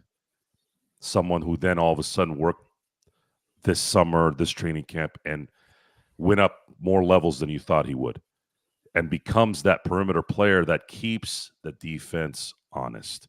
The second you trap Luka, then Luka's going to be able to find that player, and he's going to have a clear path to the basket, and you have a center that can then draw in and then do an alley-oop, bounce pass, whatever. That has to happen for them to probably compete for a title next year. And LeBron has to stay healthy. And I'm never going to really, at this point, I'm not going to ever dog LeBron for getting hurt at the end of the year. It's just not realistic to get mad. You're asking what will be a 41-year-old man, and he's not really 41. If you want to talk about NBA years, like dog years, he's more 45, 46 because he's played more playoff games than some people have had careers. So there's as much wear and tear on that guy as there's ever been in any basketball era. Even the guys that were playing 82 games a year. So he's got a lot of mileage. So if he gets hurt at the end of the year, I'm not ever going to say, oh, man, LeBron is never healthy, because you're being stupid. Now you're being dumb. Now you're not really paying attention to what's really there. You're not being realistic. So the Lakers have to absolutely get a center and a perimeter player that are going to be a problem if they want to compete for a title next year. Because those two. Oh, by the way, this is the finisher on this. And they have to somehow be able to retain Rui and Austin. Not because I don't want to trade Austin or Rui. It's a depth thing. You need depth if you're going to run this kind of team. Because if you trade Rui or you trade Austin and then get a good center, get a good perimeter player, now who's going to cover Austin and Rui not being there? Now your depth is maybe it might not be a lateral move, but you might be slightly better, but then you don't have any depth. Who's going to come off the bench? Vanderbilt? Who's going to be there? Because I don't think Gabe Vincent's going to be there. I don't think Kleber's going to be there if they're going to go after these guys. Is Dalton Knecht going to make a leap? I don't know. Shake Milton's not going to be anything, right? So it's going to be interesting. It's going to be interesting how Rob now takes the Luka trade and says, okay, I got the big one out of the way. Now I got to go take care of, now I got to go find us an Ariza and maybe a 2012 Bynum. For those of you who don't know what I'm talking about, Bynum was an all-star in 2012. Well, I'll tell you what, those are some interesting thoughts. Mel Gibson, hopefully you got your wording there. It's Gel Mibson. Gel Mibson, I'm sorry. So we'll go from there. But Eric, let me bring you capper on this before we go ahead and preview tomorrow night's game. Again, reminder to everyone out there, we're going to have a show after the game on Monday night. I'm going to have hopefully a show on Wednesday afternoon with Stone Hansen on the NBA draft. And then we're going to have our NBA mock draft on Saturday. I may have other shows this week as well. So, yeah, we're getting back in the thick of things here at the Lakers Fast Break. But, Eric, I want to go ahead and, again, if you were targeting something for the Lakers, if you're running we had the show a couple weeks ago where if we were running the Lakers, if we were there, at the UCLA Health Center, just going ahead in Rob Pelinka's office, and we became Rob Pelinka, we discussed what we would do to build the team going forward. I want to hear your thoughts, Eric. If you had the power and in the boardroom, everybody was looking at you on what the Lakers need to do this summer, what would that be? I want to check Danny Ainge's temperature if he's serious about making a move. Okay. I'm assuming he would, yes, though we would want Kessler would be the thing that we're talking about, which, again, whether or not they see, it's interesting, do they want to start winning now? If so, do they want to go ahead and commit to Kessler and an extension that's on the horizon, or do they not? Or they want to go ahead and tank another year and with 2026? Lauri Markkanen did not play. Well, Lauri Markkanen played like at the level of he did in Chicago last season. He did not play like he did at the level like he did to earn that big contract. So that contract is not getting any fresher. So I understand absolutely that's where you're at. Eric, any other ideas on where you would travel to next or who you'd make that phone call to see if things would work out?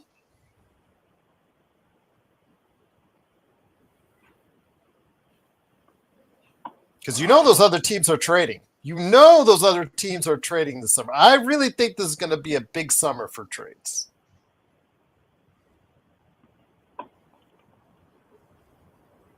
I'll probably say the Pelicans.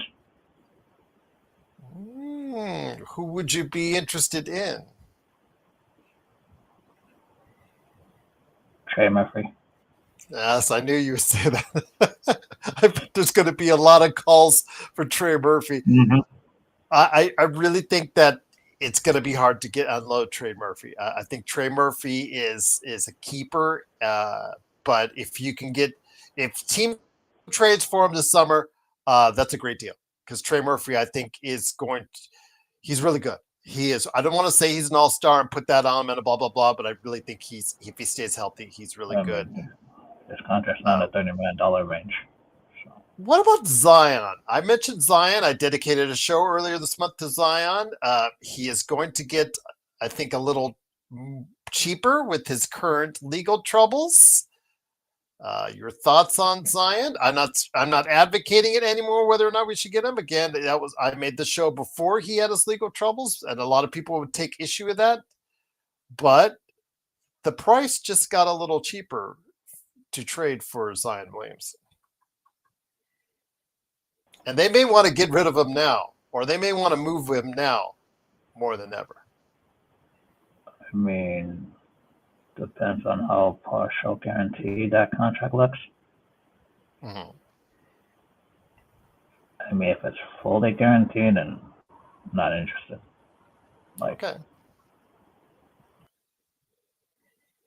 I can't say that's a bad thing at all. Joe, again, very controversial right now, especially with the stuff that's being accused of that he's, having legal issues over, Joe. But Zion he may be a player that you could, I don't know, get on the cheap. I mean, if you're willing to deal with all the other stuff and his health, Joe, you may be able to get him at a pretty decent price. Who's this again? Zion. No. Okay. No, I'm not gonna go. We, as a Dodger fan, we already dealt with a Trevor Bauer. We don't want Yes, the basketball version of Trevor Bauer. And I think that played itself out finally at last week. I think It's something that has to be explained because the sycophants that are out there that just wanna make sure their dopamine in their head is working. And you can tell they don't know anything about the team that they're cheering for, which is weird because you think after all this time with media and internet and all that, you kind of get an idea. The LA Dodgers may be in Los Angeles, which is a shithole, by the way. It's got good spots, but it's a shithole. I mean, there's no other way to, it's run by a bunch of fucking idiots, okay? And I've been around LA. There's some really beautiful spots. I was there yesterday, and there was some beautiful spots, but there's a lot of shitty spots that shouldn't be shitty. So, with that, the LA Dodgers, when you look at their clubhouse, when you look at their organization, they don't run it like an LA or a Hollywood type place. This is a very family-oriented team. If Yasiel Puig pissed those guys off, whom just was a goofball, you think they're going to put up with Trevor Bauer, whose extracurricular activities, whether it's his fault or not, are going to be part of that? Yeah. No.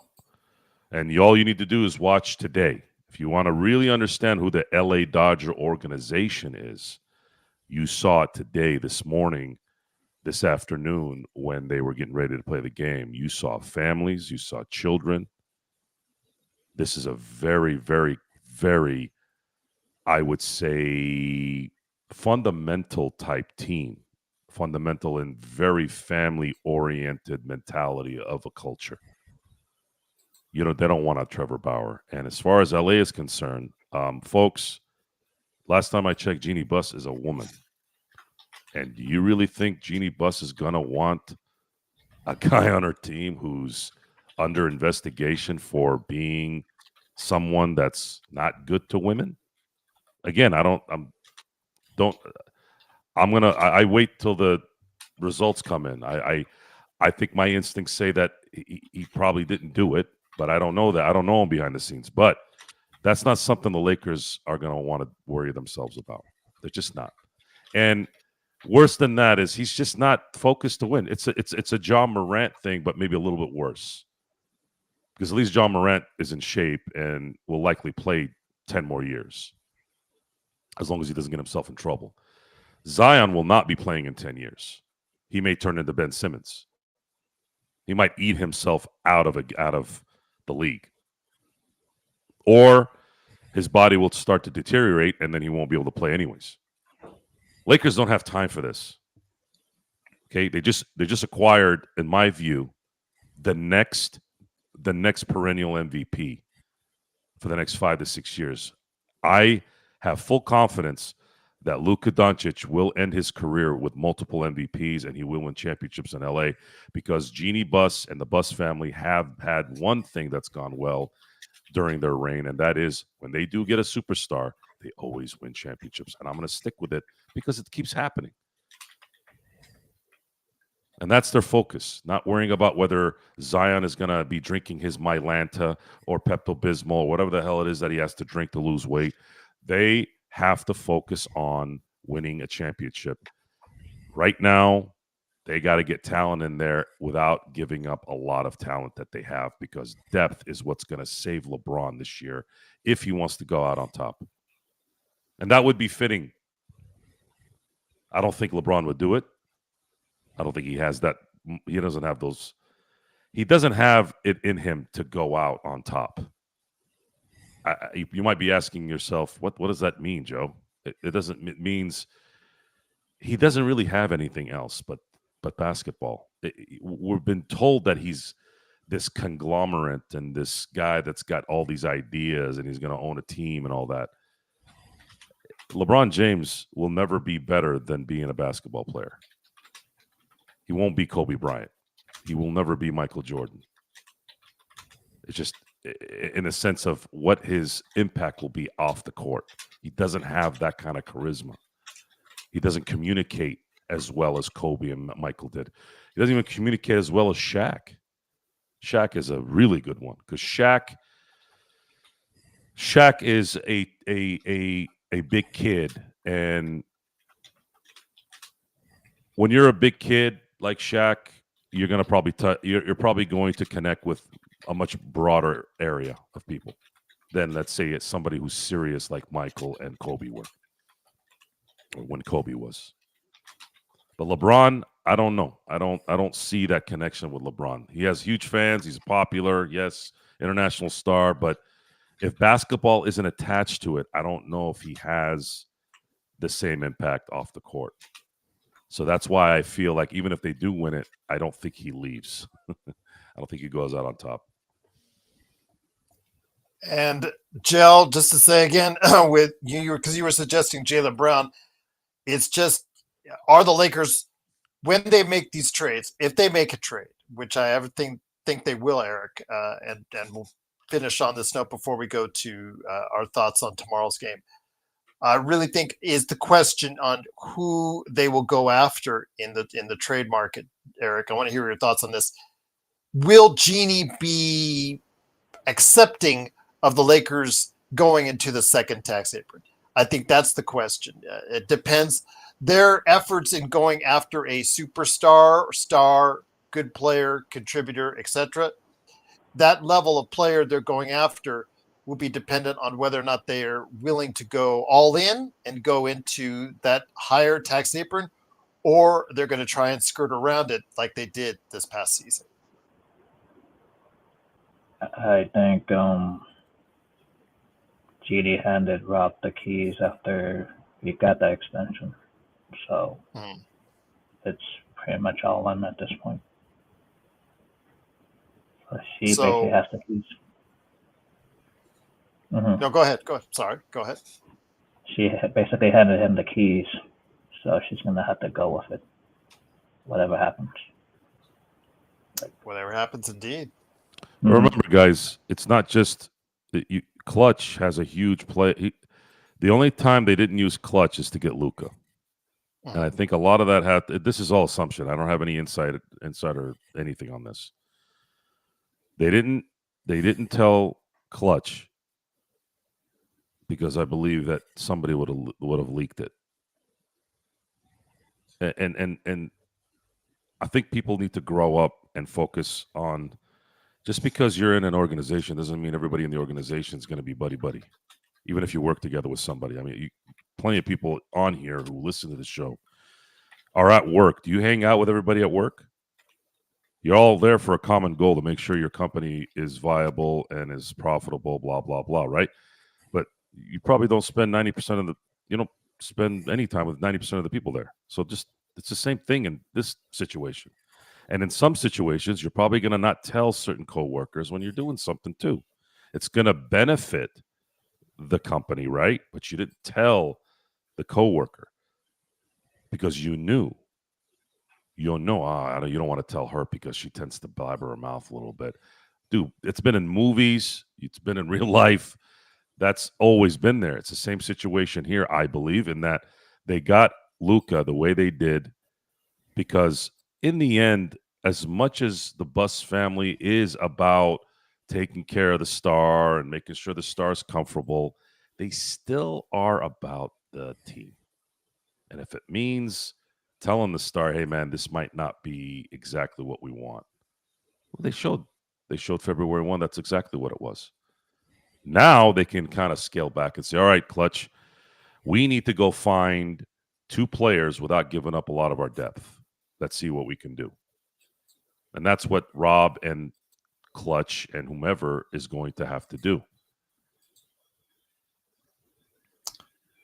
But a lot of good discussion, so keep it going, guys. Always go ahead and put the comments below. Eric has been a great contributor to that, and I cannot thank him enough for being a part of that. And Eric, you're welcome back anytime you want. Just hit me up at LakersFastBreak@yahoo.com. But before we head on out, tomorrow's Game 5, pivotal Game 5. And Nick T, I know that our audience has been, and ourselves have been a little bit hard on you because of the fact that you still think probably maybe one of the few people on the planet that thinks Halliburton is better than Luka, and you think that the reason why Luka is a better player or thought of it is only because of free throws. I've been watching what you're saying in the comments, and unfortunately, you're wrong. And I'll just put it like that. But Halliburton still has a chance to make a imprint on the series. It's now a 3-game series, Eric. So I want to hear your thoughts. What are you looking for tomorrow as the series shifts back to Oklahoma?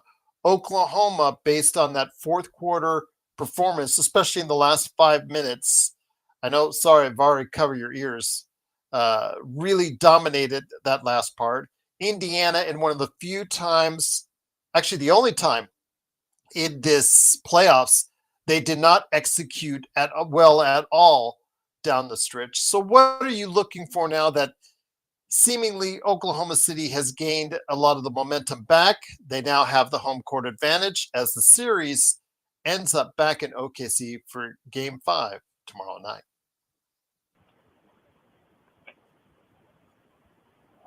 Chet Holmgren's got to stop playing small for his size. Oh, you don't like him driving to the basket, which never ends up well. I'm just saying, like, some games he's on and some games he's off. Like, yeah, I don't know what I'm getting from him sometimes. I just don't. Absolutely. I think if he stays under control on both sides of the floor, he is really he's a dominant player. But the problem is he sometimes thinks he's how should I say, maybe like he thinks himself sometimes as a small forward in a center's body. And by doing so, he tries to do things that a small forward would do. And unfortunately, the results usually don't follow. But you're right. I think he is a key going forward. I know he turned his ankle twice and got kicked in the shin during the last game, but it looks like he's a go for tomorrow. So we'll see what happens. Joe, I mean, basically, when it came down to coming down the stretch, OKC pulled in Indiana and executed well. But even despite the fact they only got 3 threes, despite the fact that Scott Foster was doing all of his theatrics and just absolutely looking just atrocious ref job, I think the key ultimately became where Oklahoma City did Oklahoma City things in regards to the free throw disparity, which is actually closer than what it seems between the two teams. But when you have Jalen Williams and SGA, your two primary sources of offense creation at OKC, getting 21 free throws, maybe they were 21 to 21. That is execution, especially down the stretch, made for a winning play. Does that give now Oklahoma City the edge going forward? No one has an edge right now. Okay. No. There's one superstar right now on both teams, and that's Shai Gilgeous. And you have to pick spots. And I don't know this. I don't understand the obsession of why we have to tell everybody they're great. Why does Halliburton doesn't have to be great to do what he's doing? There really isn't anyone other than maybe Jokic right now that I would consider awe-inspiring great in the NBA. And Luka right now is recovering from his calf. He can be the other guy. Great players aren't supposed to be like 10 deep. I know we got spoiled in the 80s and 90s, guys, but I'm not afraid of any player in the NBA. No one. We used to be afraid of Steph Curry. We used to be afraid of Dwayne Wade, Kobe, LeBron to a degree, Shaq, AI. Who are you afraid of? I'm not afraid of Halliburton, Mathurin, Miles Turner. No, SGA. Yeah, he can play. He can ball, but I'm not sitting there going, "Oh man, I'm scared." Giannis, I'm not scared of Giannis. If you put the right defense around Giannis, he can be neutralized. Steph, the reason why Steph was scary in his prime is because how do you stop somebody who can stop at the logo and shoot a three? You can't. That was something that no one ever expected, right? And he does. Sometimes he doesn't miss. He wouldn't miss. That's scary. But there's no one right now that does that. So I don't know. Yeah, I don't understand this Halliburton. I don't. First of all, he's not overrated. Anyone who says he's overrated is a stupid idiot. He's a good player. You want him to shoot 30 points a game? That's not his game. Do you all know who Rick Carlisle is, guys? You all know who Rick Carlisle is, right? Rick Carlisle is the last of the Mohicans. He happened to have the right team at the right time, balancing everything out. And in an era where maybe that might be the norm at this point, right? Because things are going to be evened out even more with this new collective bargaining agreement. Halliburton is a good player. He's not overrated, but he's also not a great player. He could be. Sure. Everybody can get better. But I'll use a good comp on this. Chauncey Billups wasn't a great player. And he won Finals MVP. He had a good run. He's just a good player.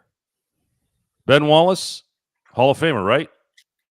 Hall of Famers are supposed to be great players, right? He was a great defender, but that's it. I might have a tighter scale. Great to me, I told you guys again, great has to be transcendent. Your grandma has to know that guy. That's great. Someone who's just, my God. And they don't have to be winning championships either. Like Charles Barkley was great. Karl Malone and Stockton were great. My grandma knew who John Stockton was and Karl Malone and Charles Barkley. She knew who those guys were. And the reason why those guys didn't win was because of Michael Jeffrey Jordan, too. It didn't help, right? Oh, and by the way, Charles also played in an era where Magic and Bird were playing. So those who kind of shit on Barkley on not winning a championship, he had the worst path in his career to winning championships. He had to deal with Magic. He had to deal with Bird. Then Isaiah kind of ran in there a little bit. And then Michael came. Oh, and by the way, then Michael leaves for a sabbatical. And then Hakeem decides that, you know what, I feel like I'm going to win a couple of MVPs this year. Oh, and maybe next year, too, in the finals. No, Nick, my grandma doesn't know Luca now because she's dead.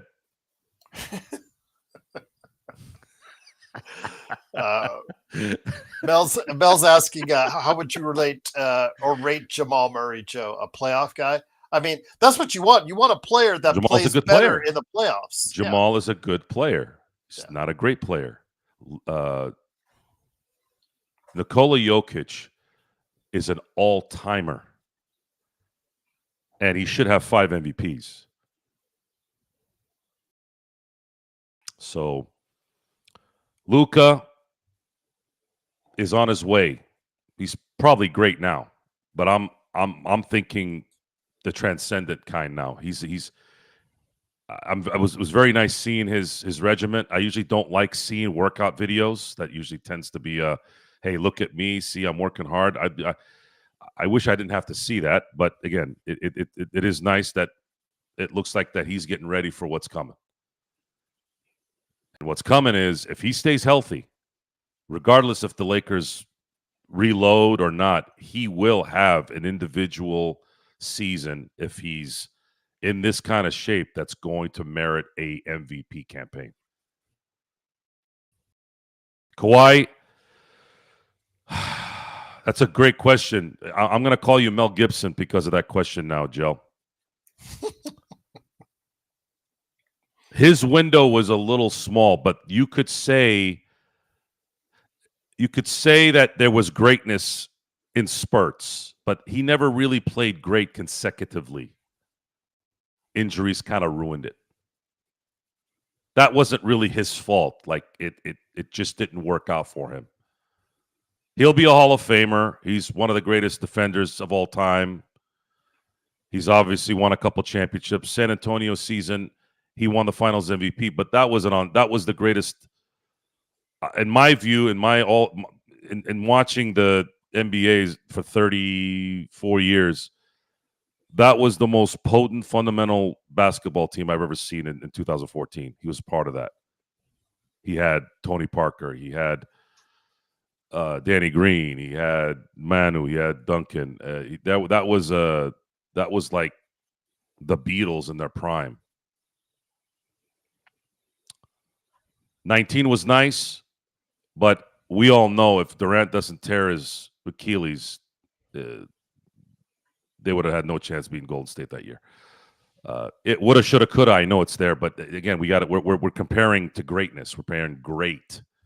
Great is great, and I think injuries kept him from being like the transcendent great. In my view, he doesn't have an MVP, a league MVP, because of it, and that kind of, when you put it all together, that's kind of my assessment on that. Vince Carter in a lot of ways is much like Tracy McGrady, although Tracy McGrady was a better player than Vince. Those guys lived off their athleticism. They never worked to be better. They just rode their athleticism. And AI did it to a certain degree too. Because you saw them hit the wall quick. Like after about 10 years, you saw their skills start to deteriorate. They did not put in the extra work. They didn't do what Kobe was doing. And the sad thing is, all three of them were better athletes than Kobe. It's a crazy thing to say, right? I've seen Kobe dunk over Dwight Howard. I've seen Kobe do a reverse dunk in New York, in Minnesota. I've seen him do a 360 while somebody's trailing him, dunk against Denver. But that's just a testament to the freakish athleticism of a Vince Carter and a Tracy McGrady. That's how freakishly athletic those guys were, God-given athleticism. And then AI, a 5'11", player who I never worried about a layup, no matter who was in front of him. It didn't matter if it was Dikembe, Alonzo, Shaq. That son of a gun never missed layups. At 5'11", and then I got to watch Vanderbilt fumble the ball at 6'7", with arms longer than Inspector Gadget. Come on. Right? So, yeah. Great. We saw great, boys and girls.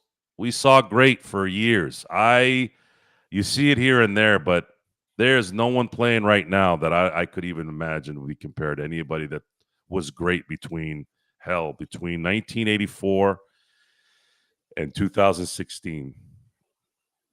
Those are those years I saw greatness at a level that I think we'll never see again. Ray Allen is good. Ray Allen is very, very good, but I never considered Ray Allen great. Dirk is great. But that's maybe because I love Dirk. His personality also adds to the greatness. Well, I'll tell you what, though, it's been a great conversation, Eric. I want to go ahead and thank you personally for stopping by. Joe, also as well, on the mobile.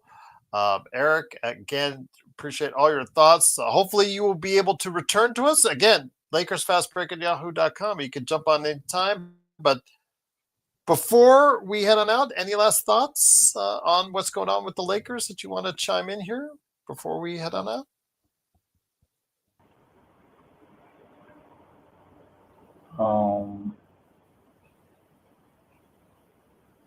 Maybe, I mean, like I said before, just gotta check on Danny Ainge's temperature.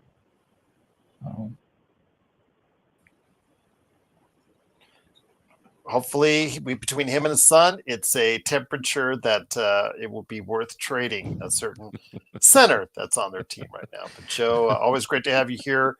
We'll be on tomorrow night. Hold on a as after the second. game, Hold on. but- Jay, which Danny are I you know, he talking saw about? something- Are you talking about Danny Inspiration? Dan Inspiration or the other Danny? God, they won't let this go. They won't. Absolutely, they won't. They will not. I pick Eric Kwan. There you go. There you go. I think I know what you're talking about. Be nice, guys. Be nice. So I'll leave it at that. But Joe, great to have Be you nice here. is boring. Yeah, that's Being good nice for is you. boring. I guess.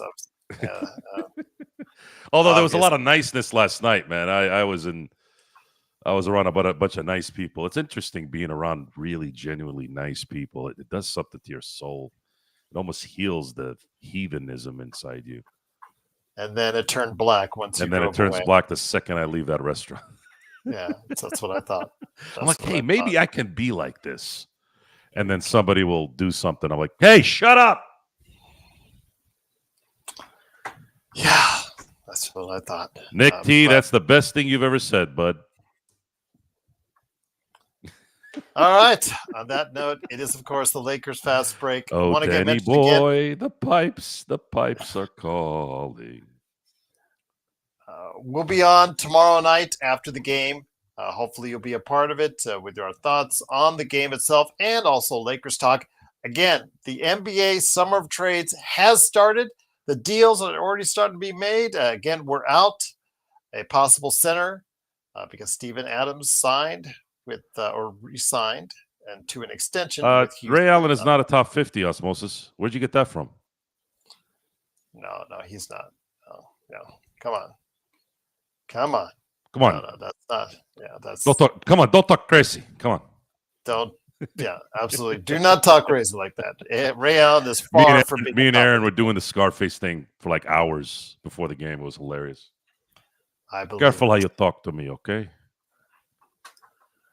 We'll see on Clint Capella. Clint Capella for base pricing, sure.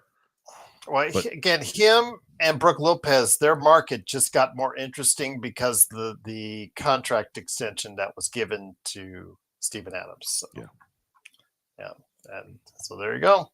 It is, of course, the Lakers fast break. Join us tomorrow and all week long. No, he right wasn't here at the osmosis. Ray Allen was never in the top 50, even in 97, 07, or in 2017. No, he wasn't even the top 75 when they announced it, correct? Yeah. Joe, he wasn't in the top 75 players. No. Ray Allen I can say in his prime was a very good player, but he's never been above very good player. Yeah, I agree. Well, great shooter, but great again, shooter. Yes, definitely. Great shooter. Yeah. Great shooter, and that's kind of his thing. Yeah, he wasn't in the all-time 75 osmosis, but again, as far as 75 top 50 shooters of all time, yes, you would put him on there. But top 50 players, we don't talk about opinions here, osmosis. We talk about facts with an X. Facts with an X. There you go. But it is, of course, the Lakers fast break. Join us tomorrow and throughout the week with more great shows coming up on the way. Joe Soros channel, please subscribe on his Joe Soros channel on YouTube. Eric, thanks again for being a part of what we're doing. Truly appreciate you joining us. And everyone out there, hopefully you had a great Father's Day and continued love and blessings to all the dads out there. Don't be Anthony Edwards. Happy, do not be Anthony Edwards. Oh, I just got to get in. Yeah, I said it. Yeah, I know. All she does is blankety blank. I don't know the line exactly, but that's my favorite line. Oh, Sawking. No, and on that note, when he's in the restaurant. Oh my God.